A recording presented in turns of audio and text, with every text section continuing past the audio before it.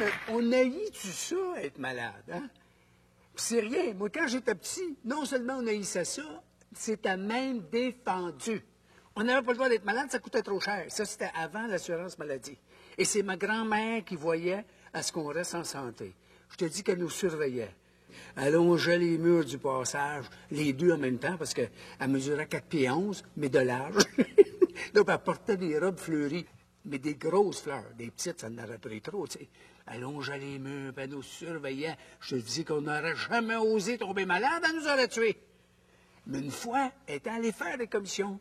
Là, j'ai une maison qui est tombée malade, mais pas un peu, là. Il était à terre, il était blanc comme un mort. Ma mère était tellement énervée, elle a appelé l'ambulance. Elle est sortie de sa galerie. Ambulance! On n'avait pas le téléphone dans ce temps-là, tu sais.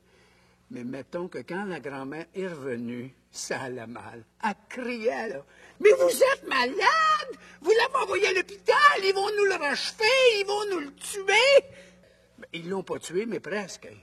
Tout le temps que mon oncle était à l'hôpital, il était malade comme un chien. Il a failli mourir 2 fois. Aussitôt qu'on l'a ramené à la maison, il a pris du mieux. Ça, c'est qu'on pensait comme ça avant. Aujourd'hui, hein, c'est le contraire. Aujourd'hui, si on pense qu'on va être malade, bang, on s'en va à l'hôpital. Puis là, en s'en allant, on sort le cellulaire. Avez-vous une équipe de recherche sur place? Là? Bon, je vais vous donner mes symptômes, puis qu'ils essayent de trouver ce que j'ai avant que j'arrive. Puis quand on arrive sur place, là, on espère qu'ils ont l'équipement le plus sophistiqué, parce que là, on veut qu'ils trouvent tout de suite ce qu'on a, puis on a peur de se faire dire « Ah, c'est don de valeur. Monsieur, il va rester juste 3 mois à vivre. » Hein? Mais si on avait eu le scanner U28, quoi, vous m'auriez sauvé? Non, mais on aurait pu vous le dire il y a 6 mois. Non, non, on veut qu'il y ait tout, hein. On veut que la recherche soit aboutie, qu'on ait n'importe quelle maladie, ils le savent, puis ils nous soignent tout de suite. Et on a raison. Mais ça coûte cher. Le gouvernement ne peut pas fournir. C'est pour ça qu'il faut donner à la Fondation du CHUM. Ah oui, je l'ai dit, on a dit le CHUM.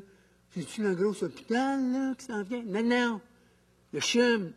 Le CHUM, c'est un gros hôpital. Certains, c'est 3 hôpitaux. Notre-Dame, Hôtel-Dieu, Saint-Luc. Et il y a du monde qui travaille là-dedans. Il y a à peu près 1000 docteurs, des milliers d'infirmiers, d'infirmières, des techniciens, du projet. Il y a des jeunes médecins en formation, parce que ça, c'est le centre hospitalier de l'Université de Montréal.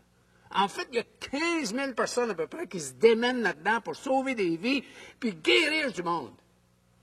Et la Fondation, elle, est là pour les soutenir. La Fondation, elle finance les projets de recherche, elle finance l'équipement. Donc, en donnant à la Fondation, on aide le CHUM à sauver des vies. Et il n'y a rien de plus important que de sauver une vie. D'un coup, c'est la nôtre. Donnons à la Fondation du CHUM